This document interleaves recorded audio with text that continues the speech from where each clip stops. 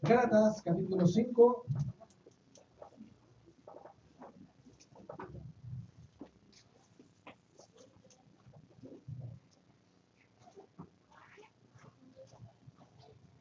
Versos 22 y 23 dice: mas el fruto del Espíritu es amor, gozo, paz, paciencia, benignidad, bondad, fe, mansedumbre, templanza. Contra tales cosas no hay ley. Y como ya les he dicho, una de las cosas que hemos estado haciendo dentro de los tiempos que me toca a mí enseñar es predicar sobre los aspectos de una iglesia que son importantes que la iglesia comprenda, y uno de ellos son los organismos internos.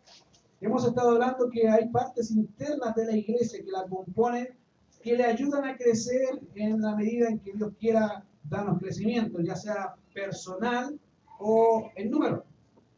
Obviamente la una es con la otra, ¿ya? Eso significa que entre más crecemos como individuos en la semejanza del Señor, el Señor también va a ir añadiendo más personas a su iglesia. Ahora, una de las cosas que hemos estado viendo, como les dije, es las partes internas. Y hemos estado hablando sobre algunos aspectos de esto, y una de ellas es el fruto del Espíritu. Y una de las cosas que les comentaba es que hoy por hoy dentro de las iglesias se entiende más lo que es ser lleno del Espíritu y sobre todo lo que es el fruto del Espíritu.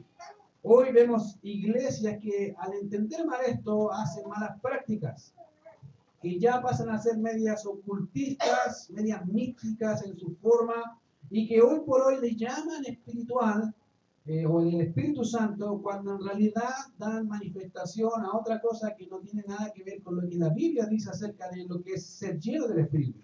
Y una de las cosas que les dije es que ser lleno del Espíritu básicamente es dejar el control de la vida de uno, o dejar el control de mi vida en las manos de Dios. En otro sentido es decir: mira Dios, yo voy a hacer lo que tú quieras que yo haga. Recién cantábamos una canción, ¿cierto?, que me encanta, porque dice: heme aquí. No sé si acuerdan o se acuerdan de algún profeta que dijo eso. ¿Ya? Isaías dijo eso. Samuel no dijo eso. Algo parecido, pero lo dijo así, literalmente: heme aquí, Señor. Fue Isaías. Isaías le dijo al Señor: Señor, heme aquí. Y él dijo: aquí estoy dispuesto.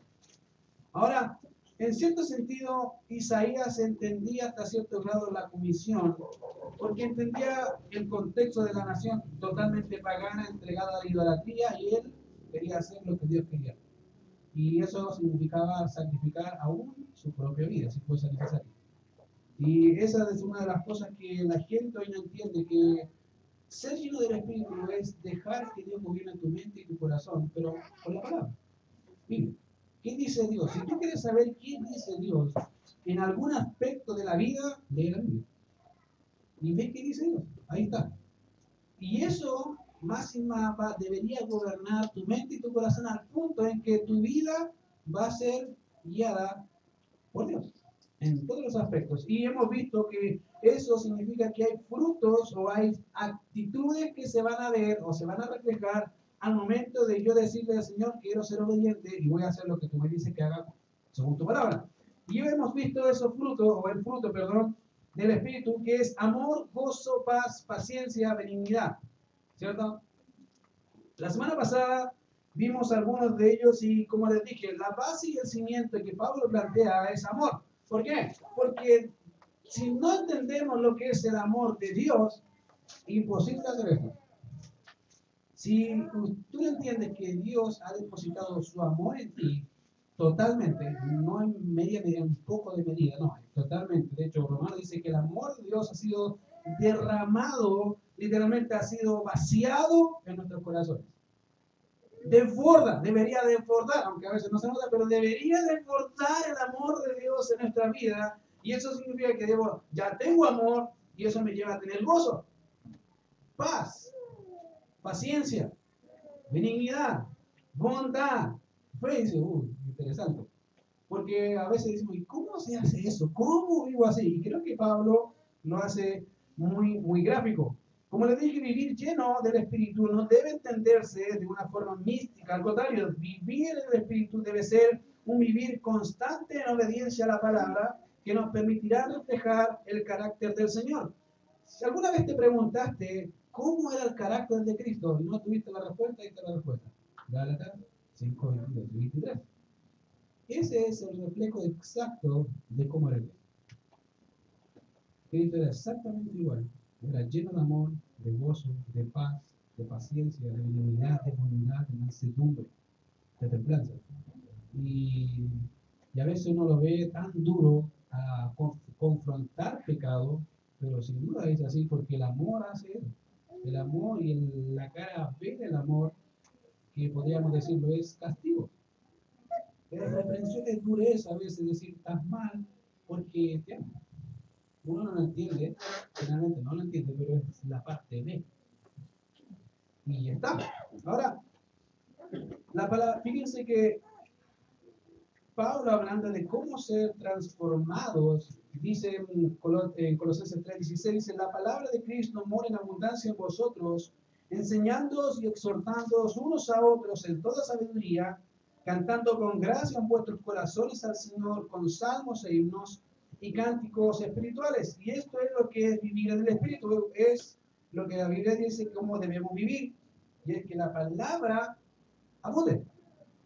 El pastor recién decía, mira, ¿cuánto tiempo dedicas al Señor? Y en promedio son 6 horas, ya le pongamos las 7. Yo soy menos generoso, pero quiero seguir el ejemplo de él. 7 horas. Porque en realidad no son 7 horas, ¿ya? Porque tú puedes estar aquí, pero tu mente está en la feria. O tu mente está cocinando. ¿Qué estoy cocinando?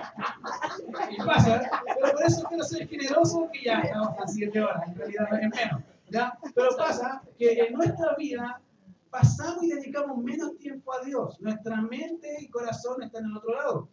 Pablo dice, mira, la palabra de Cristo, que es lo que tú tienes en tus manos, abunde, y vuelve a decir la misma palabra, que derroche, que esté lleno tu vida con Biblia. ¿Por qué? Porque si sabes Biblia, va a ser fácil saber qué quiere Dios.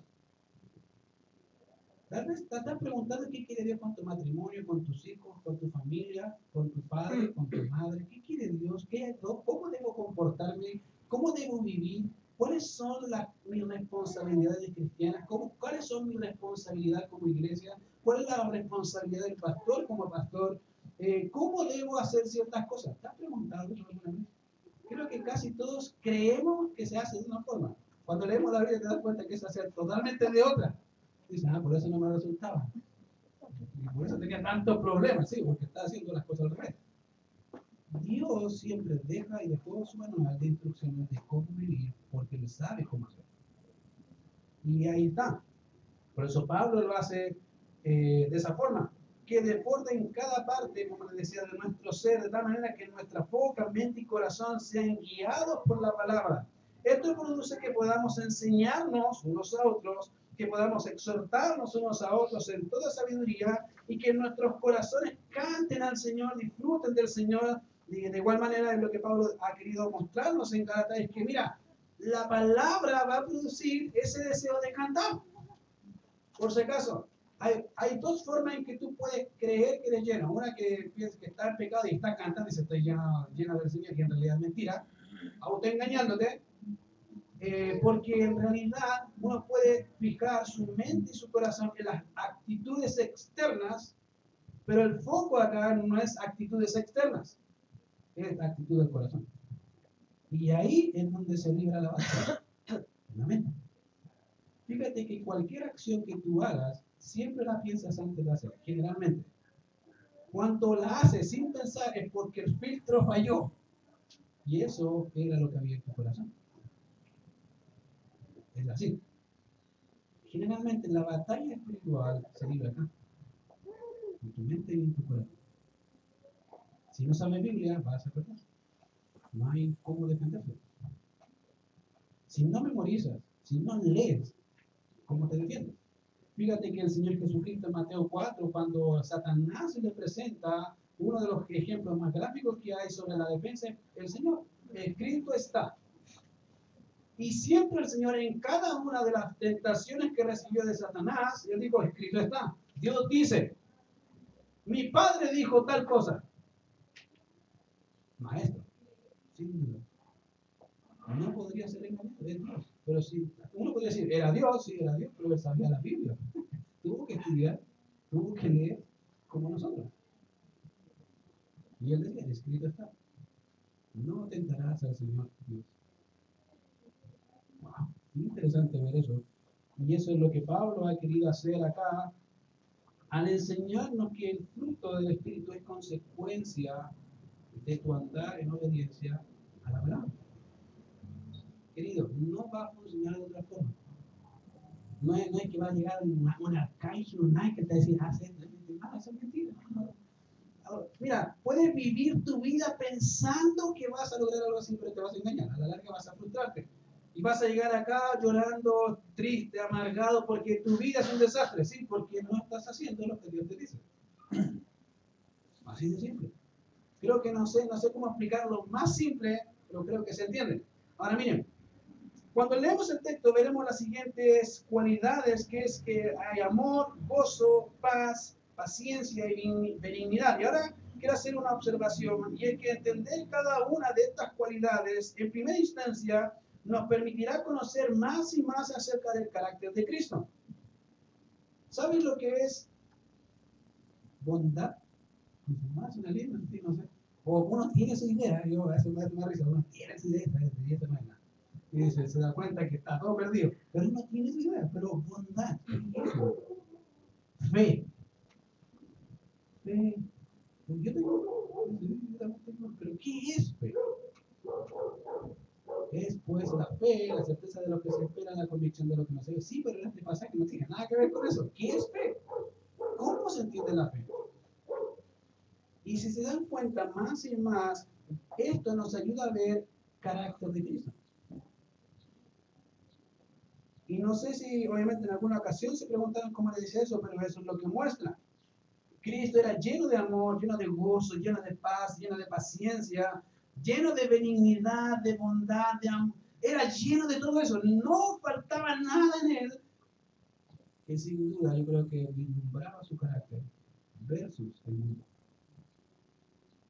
Si hay una cosa que me llama la atención que dice, si entendemos que Cristo era lleno de gozo, yo creo que Cristo aquí en el mundo sin duda no, al ver al mundo, no era un hombre que andaba saltando por ahí feliz, sino su gozo se contemplaba en su paz.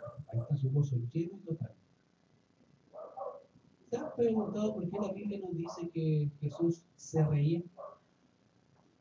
No aparece ningún texto en la Biblia que Jesús se reía. No hay ninguno, ni siquiera uno. Y dice, pero ¿por qué? Al contrario, vemos a Jesús llorando, diciendo Jerusalén, Jerusalén. ¿Cuántas veces quise juntar como la gallina junto a sus polluelos y no quisiste? Llorando por su nación. ¿Cuántas veces vemos al Señor confrontando pecados? Yo no creo que el Señor haya sido así, como les dije, una persona que vislumbra por gozo, saltando, ¿no? Si bien él tenía gozo, sí, porque su gozo estaba en su Padre, ahí está el gozo. No, no estaba aquí. Al contrario, yo creo que miraba acá y le daba pena mirar el mundo en desolación, como oveja sin pastor. Sin pastor. Grande la labor que tenía sin duda, pero él tenía un gozo porque ese gozo provenía del Padre. Ahora, en segunda instancia, nos permite saber cómo debemos ser y qué significan estas cualidades para poder saber cómo estamos viviendo nosotros. Es como un autoexamen. Es decir, ok, ¿qué estoy haciendo yo y qué debería hacer? Porque si no estás haciendo nada, porque en realidad estás más mal de lo que crees. Una cosa, querida, en la vida cristiana es que es real, es que si tú te detienes, no te detienes en la fe, retrocedes. No hay un detenerse en la fe, hay un retroceder y un avanzar. Si tú te detienes, perdiste. Como una carrera, hoy día vi que estaba haciendo una carrera, es igual. En la carrera, tú si te detienes dices, ya voy a descansar, ya se pasaron todos. Y perdiste. Bueno, la vida cristiana es igual. No avanza, retrocede. No hay opción. Entonces, Por eso igual que cada una de estas características mencionadas aquí son importantes y la benignidad es una de ellas. Ahora, ¿qué es ser benigno? Porque es una de las características que están acá. ¿Qué es ser benigno? Y en simples palabras, ser benigno es ser amable o clemente. En otras palabras, es mostrar un real interés en los demás que se refleja en su forma de tratarlos con amabilidad como Cristo lo haría con nosotros. Eso es ser benigno. Imagínate. Tú no puedes ser benigno si no hay amor hacia Dios y hacia los hermanos. No puedes. ¿Cómo puedes mostrar amabilidad contra tu enemigo? Buena pregunta. Que siempre te hace algo. Que sabe que llegas cansado, tipo 8 o 9 de la noche, y pone la música a todo volumen, justo cuando tú quieres dormir. No, yo no sé qué hago. Señor, llévatelo por favor, porque no sabe qué hacer. Bueno, pero eso es. Ser benigno, mostrar amabilidad con él, aunque él vaya en contra mí. No importa. Benignidad. Yo creo que el Señor era benigno al ver tantos ejemplos en las Escrituras como gente que ni siquiera le dio las gracias. Vemos a este hombre postrado hace 40 años, esperando que el agua se agitara para poder meterse. El Señor lo sanó, ni siquiera le dio las gracias, al contrario, lo entregó. Pero el Señor lo sanó. ¿Qué benignidad de ese Dios? No lo sano ni por si acaso. Si sepa encima que me va a entregar, no lo sano, que se quede ahí, por su pecado. Pero el Señor no era así. Benignidad. Otra forma de decirlo es que al experimentar el amor de Dios en Cristo se expresa por medio del Espíritu Santo en nosotros para con los demás. O sea, esa reciprocidad que hay entre mi relación con Dios se va a reflejar en mi relación con mis hermanos.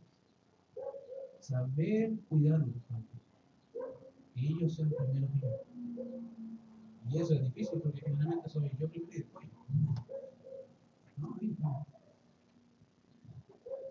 Ahora, de hecho, cuando hablamos de esta cualidad de benignidad, no solo la vemos aquí, sino que también la vemos en otros pasajes en relación a la obra del Espíritu. En 2 Corintios capítulo 6, verso 6, cuando Pablo habla acerca de los ministros del Señor y obviamente de su persona, nos dice, no damos a nadie ninguna ocasión de tropiezo para que nuestro ministerio no sea vituperado. Antes bien, nos recomendamos en todo como ministros de Dios, en mucha paciencia, en tribulaciones, en necesidades, en angustias, en azotes, en cárceles, en tumultos, en trabajos, en desvelos, en ayunos, en pureza, en ciencia, en longanimidad, ahí está, en bondad, en el Espíritu Santo. Todo eso es en el Espíritu Santo, en amor sincero, en palabra de verdad, en poder de Dios, con armas de justicia, a diestra y a siniestra. Básicamente, mira, nuestras armas, lo que tengo, proviene de Dios. Él me capacita. ¿No viene de Dios? Y quiero ser claro, querido, porque uno puede decir, es que Dios no me capacita, querido. Esto es un juego en común. Dios te va a capacitar en la medida en que tú quieras ser capacitado. El pastor y yo podemos enseñarte 2 horas, de las cuales 10 minutos puedes prestar atención. El problema, una buena pregunta, ¿el problema son los maestros o el problema son las personas? Buena pregunta. Y ahí a veces nos empieza a plantear, ¿qué es lo que es? Bueno, a veces generalmente somos nosotros que no queremos avanzar, que no queremos hacer lo que Dios me dice, no queremos porque creemos que nuestro consejo es mejor que Dios. Querido, olvídalo. El carácter este que vemos acá es obra del Espíritu. Y lo vas a ver en tu vida en la medida en que dejes que Dios gobierne tu mente con Biblia. Si no hay Biblia, olvídalo. Como le dije, no hay Biblia, olvídalo, no va a haber eso. Que Dios sea muy misericordioso y te cuide a pesar de eso porque le fiel a su palabra y su promesa. Y eso. Ahora, en Colosenses capítulo 3, verso 12, hablando de cómo debemos ser en cuanto al carácter, ahí vuelvo a mencionar la obra del Espíritu. Ambos pasajes expresan resultado de una vida que es controlada por el Espíritu, y eso es, no es que vivir vida, no es más que vivir vidas en obediencia a la palabra de Dios. Querido, mira, ya no sé cuántas veces lo he dicho, pero si quieres ver que Dios te bendice, obedece. Yo no sé si es difícil entenderlo, yo creo que es difícil aplicarlo, sin duda, es difícil. Pero Dios te ha dado las armas, los medios necesarios para ocuparlos. Ayer, una de las cosas que estoy aprendiendo con mi auto es que estoy aprendiendo mecánica de nada. Generalmente no tengo idea de mecánica, pero estoy aprendiendo, me estoy dedicando un poquito a meter mano en mi auto porque me quiero ahorrar dinero. Y yo aprendo yo, no veo tutoriales, cosas y me problema. Ok. Tengo herramientas, tengo martillo, me compré algunos juegos de dados para sacar los pernos. Pero si yo no tengo idea de cómo ocupar esa herramienta, querido, te digo, voy a tener que gastar más plata porque no sé cómo se ocupa. Y creo que hacemos lo mismo con la Biblia. Si tú no sabes cuáles son los medios que Dios te ha dado, ¿cómo los ocupas? Y si no sabes cómo ocuparlos, entonces menos vas a saber cómo los ocupas. Hoy por hoy creemos que la oración es como el jarabe. Oro para todo. Cuando Dios te dice, ir y pedir el Evangelio.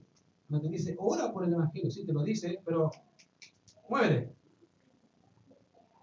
Pero uno dice, es que voy a orar. Pero en realidad, es práctico. Muévete. Ora, sin duda, yo voy a estar contigo. Ahí te lo dije, yo estoy contigo todos los días. Hasta el fin del mundo. Ahí voy a estar contigo. Pero tú haces lo que yo te dije, anda. Pero la oración es como el cliché, creo yo, en alguna medida, de decir, voy a orar. Sin duda, querido, es bueno orar, pero muévete. ¿Te fijas? No es tan, yo creo que entender eso no es tan difícil. Solamente que hoy por hoy hemos convertido cosas que son buenas y agradables delante de Dios como cliché para no hacer lo que Dios quiere que hagamos. Que es otra cosa. Es desobediencia de larga, disfrazada de espiritualidad, que no es así. Bien, el texto dice, obviamente, que debemos vivir así benignos, y al considerar esta cualidad con la anterior, podemos ver que la estrecha relación que hay, no solo vemos una cualidad más del carácter cristiano lleno del Espíritu, sino una secuencia correlacional entre estas virtudes. Con eso, obviamente, es que no puede haber benignidad si no hay paciencia. Por si acaso, si tú dices, no, mira, tengo amor, pero odia al hermano, querido, no tenga amor ni ama al hermano, olvídelo. Pero oro. Yo creo que a veces me da risa escuchar, oro al Señor, pero no leo la Biblia. Y yo digo, ¿cómo escucha al Señor entonces? O sea, es egoísta, quiere hablar, y ya te dice, pero déjame hablar a mí un poco. No, porque no quiero escucharte.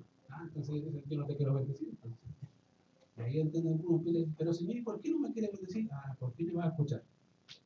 Fíjate, la Biblia dice que uno debe ser lento para hablar o tardo para irarse. Básicamente la idea es que debemos ser, por favor, así, escuchar a Dios más que hablar nosotros. Pero al revés, generalmente hablamos más nosotros y escuchamos menos a Dios. No, mejor escucha a Dios.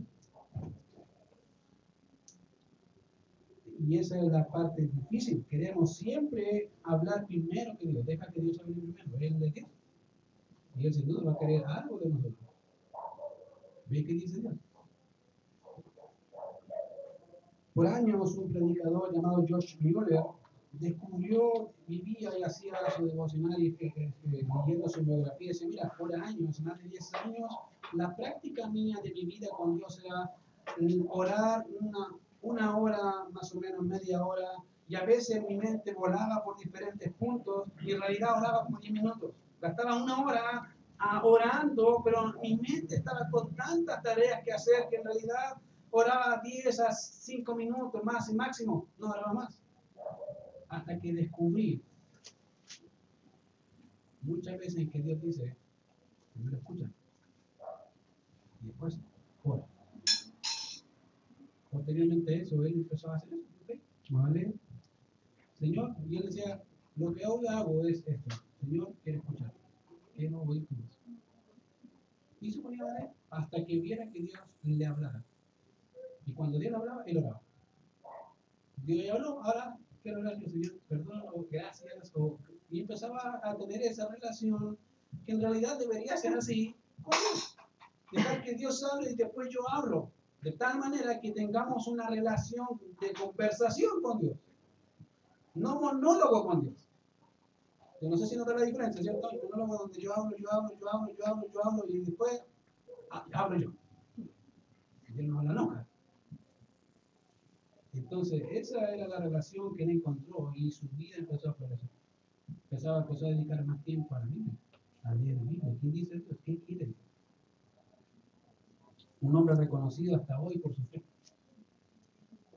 Impresionante. A mí me impresiona esa vida de no tener nada, llegar a sustentar 4 orfanatos donde haya más de 1000 niños, sin nada. No tenía sustento. Dios le proveía de todo. ¿Cómo? No tengo idea. Yo leo y me asombro a ver cómo Dios le proveía. Pero él entendía lo que Dios proveía. No tengo problema. Y vivía su vida, obviamente haciendo lo que debía hacer. Ahora, la palabra, cuando pasamos de la benignidad, sigue la siguiente característica, que es bondad. Y la palabra en su lengua natural, en griego, es agasosune, y proviene de la palabra bueno, básicamente. En su sentido natural significa una persona que posee una excelencia moral, y eso es, excelencia moral, eso significa bondad. En palabras de un escritor llamado John MacArthur, dice, y cito para ustedes, excelencia moral y espiritual que se manifiesta en la iniciativa para emprender actos de bondad. Dios manda a los creyentes que sean bondadosos para ser ejemplo a los demás. En otras palabras, podríamos decirlo como la misma escritura dice en Gálatas 6:10, cuando dice, así que según tengamos oportunidad, hagamos bien a todos. No dice excepto al enemigo, excepto al que te molesta. No dice hagamos bien a todos, mayormente a los de la familia de la fe. O sea, el bien es para todos, es igual. Mayormente a tus hermanos, si son tus hermanos. Entonces, eso es bondad. Yo creo que bondad, estamos pensando, no estamos teniendo nada que ver con esto, pero eso es bondad, por si acaso. Eso es la bondad. Tiene que ver con hacer bien a los demás. A todos. Y eso es la bondad de la práctica cristiana, lo cual nos llevaría a nuestra siguiente cualidad, que es fe. Es interesante notar que la fe es parte del fruto del Espíritu. Generalmente toda la gente tiene fe, pero es raro porque aquí está puesta la fe. ¿Tú tienes fe? Amén. Entonces, ¿a qué se refiere Pablo acá? Buena pregunta. Porque si no entendemos a qué se refiere, entonces vamos a estar, como decía, pensando que puede ser, pero a veces no hay nada que ver con eso. Pero ¿qué es fe? ¿O a qué se refiere Pablo cuando habla de esto, de tener fe? Y en primer lugar, obviamente quisiera hacer una mención, debido a que Pablo está ocupando la palabra aquí de fiel, debería ser traducida por su contexto como fidelidad.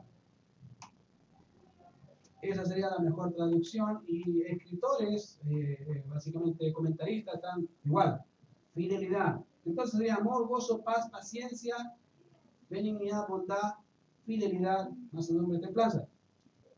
Así sería más o menos el orden. Ya que es la escala de características, es propio que esta cualidad sea parte del fruto. Por lo tanto, llamaremos a esto, vamos a llamarlo fidelidad. Ahora, ¿a qué se refiere Pablo cuando añade esta característica? ¿Qué significa? Ser fiel. Yo creo que uno dice, a ver, empieza a plantear, ¿qué puede ser fiel? Y uno tiene su idea. Y obviamente, si recordamos lo que Pablo ha hablado a los Gálatas, por ejemplo, en Gálatas capítulo 1, él dice, mira, tan pronto se desviaron de la verdad. O sea, básicamente les dijo, mira, aunque viniera un ángel del cielo y te predique otro evangelio diferente al que te predicamos, ese ángel es maldito. No es un ángel de Dios. Los Gálatas estaban yendo, volviendo a la ley, negando la fe. ¿Eran fieles? ¿Entienden el concepto de fidelidad ahora? Eso es. Fíjense que Pablo habla de ese cambio que ellos estaban teniendo, cambiando el Evangelio, reestructurándolo y añadiendo ley al Evangelio.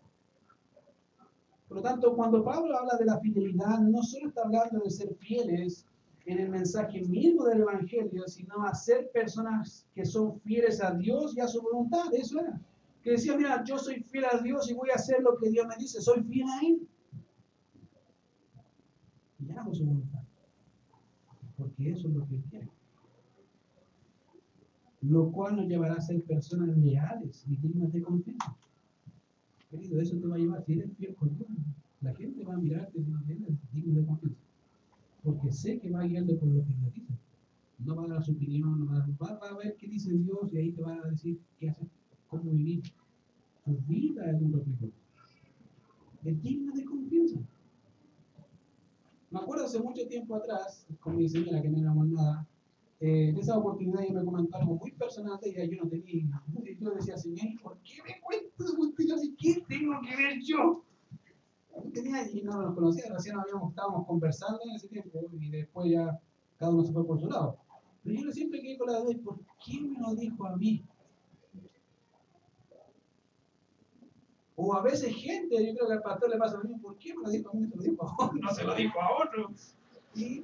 O otras personas lo dicen, ¿por qué? Porque probablemente están reflejando en su carácter una vida íntima con Dios, en relación con Dios, y eso a la gente le llama la atención y le muestra, le dice que es una persona digna de confianza, que va a decirte lo que la Biblia dice, aunque no quiera escucharlo. Y pasa. Entonces, eso es algo interesante que pasa con la vida de las personas cuando son sometidas bajo el alero del Espíritu. ¿Qué significa? Obediencia. La gente te va a empezar a buscar y pedir consejo, porque cree que vas a dar un buen consejo. La acuerdo lo que te digo. Ahora, fíjense que la palabra más, eso es lo que significa. Ahora, esto nos llevará a la siguiente característica, que es mansedumbre. Y la palabra mansedumbre, cuando es ocupada en algunos lugares, puede significar poder bajo control, ¿ya? Lo cual sería correcto en algunas porciones de las Escrituras.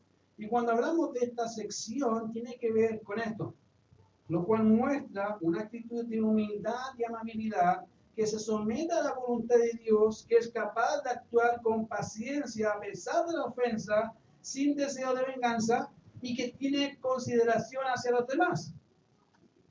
Poder bajo control. ¿Por qué le llaman a los caballos mansos? ¿Por qué no dice porque es manso? No, porque se puede dominar, ¿cierto? No es que anda por todos lados y así, no. El caballo, uno entiende que el caballo sin poder tomarlo es peligroso. Bueno, a veces creo que nosotros somos iguales. Cuando no hay toma, podemos ser muy peligrosos. Muy peligrosos. Y eso es lo que dice acá. Básicamente dice dominio o mansedumbre, pero poder bajo control. A tal punto que si hay una ofensa, no hay problema. Fíjate que en la Biblia el hombre más manso de la tierra, hablando de nosotros, separado del Señor, Moisés. Dice que era el hombre más manso en toda la tierra. Y me lo imagino con tanta cantidad de gente y todos criticándole una y otra y otra. Y él, orando al Señor, Señor, perdónalos, Señor, perdónalos, Señor, no los mates, Señor, tu nombre. Wow. Yo creo que la tercera, yo lo hice, Señor, mátalo a todos nomás y deja la generación conmigo. No importa, ya me aburrieron. ¿Por qué? Otra vez la misma queja. Otra vez tentando al Señor. Otra vez. Señor, ¿por qué mejor no te lo llevas y me dejas a mí aquí y haces una descendencia conmigo? ¿Qué fue lo que el Señor le dijo? Yo los mato a todos y de ti saco descendencia. Él dijo, Señor, ¿pero qué va a decir la gente, los pueblos de ti? Fíjate que ni siquiera lo enfocó en el pueblo. ¿Qué va a decir la gente de ti, Señor? Tú lo sacaste. La gente lo sabe. Tu nombre está en juego, Señor. Yo creo que ahí él entendía muy bien. que no tenía que ver con el pueblo, tiene que ver con el nombre de Dios. Eso tampoco. Como digo yo, la tercera yo creo que se ve más relato. No importa. Pero fíjense que él dice acá, dice que debemos ser mansos, con mansedumbre. Y la mansedumbre no es solo un punto crucial en el que de día a día, sino que debe estar en nosotros, sino que como fruto del Espíritu, esto se verá en nosotros de una manera u otra. Porque lo vivimos, queridos, en la calle, en el metro, en el micro, sobre todo cuando te aplastan y casi no te está pasando por arriba tuyo. Y no lo mira y dice, no sé si dice el Señor usted, pero uno se acuerda a veces quiere puro pegar un codazo, a puro molestarlo. No, el poder bajo control. Mansedumbre. Es difícil. Es difícil ser así. Por eso son cualidades del Espíritu. En obra humana, yo te digo, ¿puedes lograrlo? Sí, probablemente por 2 días. Y después te vaya a aburrir. Y va a explotar tu yo, pecador. Dices, pero y ahí se va a desquitar y va a quedar la cola en la casa, en el metro, en algún lugar. Porque esto no tiene que ver con hacerlo yo por mi forma y en mis fuerzas. Tiene que ver con que Dios lo va a hacer a su forma, y ya lo ha dicho, y con su fuerza. Ahí está. La mansedumbre sin duda es algo difícil. Y ahora nos toca ver nuestra última cualidad, la cual es templanza. ¿Y qué es templanza? ¿Cómo debemos entender la templanza? Creo que templanza como que a la mente se le viene como que estoy en paz, que no hago nada, como casi levitando, y no tiene nada que ver con esto, por si acaso. Saquen de su mente eso, porque no tiene nada que ver. Y fíjense que hay una versión que me gusta, que es la versión de las Américas, que la traduce de la siguiente manera. Gálatas capítulo 5, verso 23 dice, mansedumbre, dominio propio. Contra tales cosas no hay ley. Por lo tanto, cuando hablamos de templanza, puede ser traducido como dominio propio. Ahora, ¿cuál es la diferencia entre manso y, básicamente, que lo que vimos recién, y templanza o dominio propio? ¿Cuál es la diferencia? La diferencia es que uno tiene que ver con dominar, básicamente, la presión y saber actuar como debe actuar, versus la templanza o dominio propio, que es gobernar el yo y sus apetitos carnales. Es saber dominar mi carne. Contar hasta, como digo yo, contar hasta 1000. Y bien lento, cosa que nos salga la parte real. 1, 2, 3. Y cuando vea que uno ya está molestando, no cuente más rápido. Va a llegar a 1000. No, más lento todavía. Y la idea es esa. Como vemos, otra forma de llamar a la templanza es dominio propio, y generalmente la asociamos con la paciencia o la longanimidad, que es básicamente poder soportar a otras personas. Pero la palabra tiene como sentido primario poder o señorío. En otras palabras, significa que tiene control sobre su propia persona o sobre algo.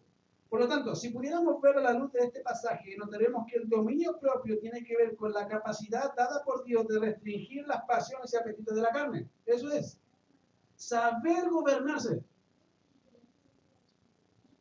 Cuando sabes que hay algo que te afecta en tu vida cristiana, no pases por ahí, eso es gobernarse. No digas, y si pasa un poquito, no va a pasar nada. Uno dice, pero eso es autoengañarte, pero pasa esa pensamiento, no me va a pasar nada. Y empieza con el control. Ya me van mirando 3 horas mirando la tele. Se me olvidó hacer el almuerzo. Y ahí empecé, no leyó la Biblia, no, se le olvidó todo. Y ahí tengo otras más, pero por tiempo no las voy a decir. Pero pasa que a veces hay áreas, queridos, en las cuales uno no debe ignorar. Cuando la ignoramos, es cuando caemos. No ignores que eres pecador y no se te olvide, por favor, nunca que eres pecador. Al contrario, sé un pecador, pero también sabiendo que ese pecado se manifiesta muchas veces y de muchas maneras. No juegues. No juegues con fuego, te puedes quemar. Y te digo, a veces uno quiere jugar con fuego. No sé cómo se llama esa gente que juega con fuego, no sé cómo se llama, pero ese pirómano, y hay gente pirómana espiritual, que empieza a dar poquito así. Y empieza a jugar con el pecado. No, si no me toca, no toco. Hasta que se está quemándose. Pastor. Y empieza a ir para que caí. O el diablo, ¿sí? Pobre diablo, me echa la culpa a mí. ¿Por qué? Porque hoy por el diablo, pero yo no soy. No, es el diablo es el responsable. Yo creo que a veces el diablo nos mira y dice, este es muy mentiroso, me echa la culpa. Yo no hice nada. Mira tu hijo que está mintiendo. Porque creemos que él es responsable de todo. Querido, tú eres responsable. Hace mucho tiempo estábamos con un pastor amigo y le decía, y con un familiar. Este familiar tenía serios problemas con temas de droga y empezó a preguntar, dije, ok, ¿cuándo te dan ganas de fumar? ¿O cuándo te dan ganas de consumir? Dijo, mira, generalmente cuando paso de mi casa o del trabajo a mi casa, consumo. Siempre es dentro del mismo tiempo, sí. Ok, ¿cuál es el recorrido a tu casa? Y yo digo, el recorrido ya. Y no hay otro lugar donde puedas irte por, no sé, métete por otra calle. No, que la única calle es esa, pues no tengo otra calle, va a pasar para mi casa, cámbiate de casa. Y mira, pero, ¿y cómo sí? Cámbiate de casa. No hay nada. Y uno dice, pero tan extremo. El Señor dijo, si tu ojo te es ocasión de caer, córtalo. Me dice, voy a moldearme al cuerpo, por si acaso, ya no es que de aquí a mañana llego unos ciegos, no, es que estaba mirando algo que no, está hablando de literalmente apartarte del pecado lo más que pueda, sobre todo si es área roja, sensible, aparte, corre. Fíjate, un ejemplo gráfico de eso, José, con la mujer de Potifar. Él no dijo, yo voy a orar. Voy a orar. Y la mujer ahí, acuéstate conmigo, voy a orar. No, ¿qué hizo José? Me voy, no importa, no me interesa si se queda conmigo, no me interesa. Pero creemos ser más espirituales que José. Me voy a quedar. Me voy a orar. Yo a veces pienso, o nosotros somos muy ingenuos, o queremos pecar y queremos vestirnos de espirituales. Querido, mira, no te vistas de espiritual, sé gráfico con el tema. La Biblia dice, aparte. Y este padre creo que es gráfico. Si una persona es llena del Espíritu, vas a andar lleno de amor, lleno de gozo, lleno de paz, lleno de paciencia, de benignidad, de verdad, de todas las características. Y no vas a camuflar la realidad. Porque Dios va a gobernar tu corazón. Y es una de las cosas que creo que el pastor va a hablar el día miércoles, creo, de la voluntad de Dios. Querido, la voluntad de Dios no es que la estoy buscando, antes Dios perdió su voluntad. No, querido, no hay que buscar la voluntad la tienes en tu mano. Léela. Ahí. Si quieres vivir así y ver cómo Dios transforma tu vida de adentro hacia afuera, haz lo que Dios te dice y vas a ver los resultados. Bueno. Señor, te damos gracias por este tiempo, gracias por darnos la oportunidad de aprender más de tu palabra, porque Señor, ella dice que contra estas cosas no hay ley, Señor, que gobierne, sino que es tu palabra. Y que, querido Padre, queremos darte las gracias porque eres tan gráfico. Señor, ayúdanos, Señor, a no disfrazar la realidad de las cosas, Señor, sino simplemente hacer lo que tú dices que debemos hacer. Gracias, Padre, por este tiempo, por tu palabra, Señor, y porque podemos gozarnos en ella, sabiendo que todo lo que tú dices siempre es verdad. En Cristo Jesús oramos.